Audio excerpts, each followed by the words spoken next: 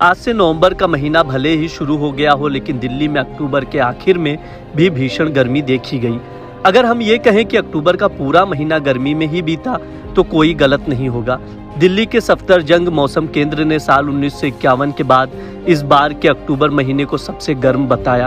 अक्टूबर महीने के लिए सफदरजंग में मासिक अधिकतम 35.1 डिग्री सेल्सियस और न्यूनतम तापमान 21.2 डिग्री सेल्सियस दर्ज किया गया है। न्यूनतम तापमान की जब जांच की गई तो पता चला कि 1915 और 1951 दोनों में उच्चतम औसत 22 से 3 डिग्री सेल्सियस दर्ज हुआ था।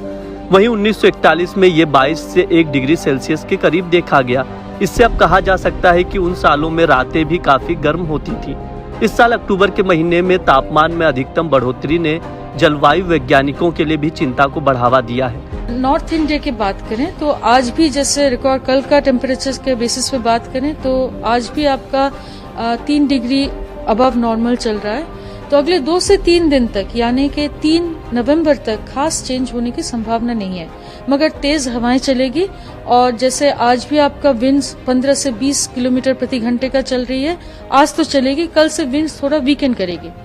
मगर 3 तारीख के बाद से हमारी उम्मीद है कि नॉर्थ वेस्टर्ली विंड्स के चलते टेम्परेचर्स में खास गिरावट आएगी।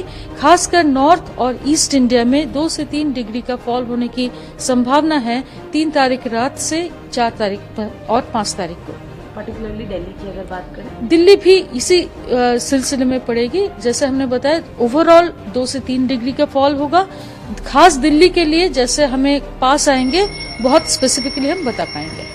वे इसका प्रमुख कारण ग्लोबल वार्मिंग मान रहे हैं, जो इस बात की ओर इशारा कर रहे हैं कि ये रिकॉर्ड न सिर्फ किसी व्यक्ति के हर रोज के जीवन को प्रभावित करती है, बल्कि जलवायु के बारे में वार्निंग भी देती है।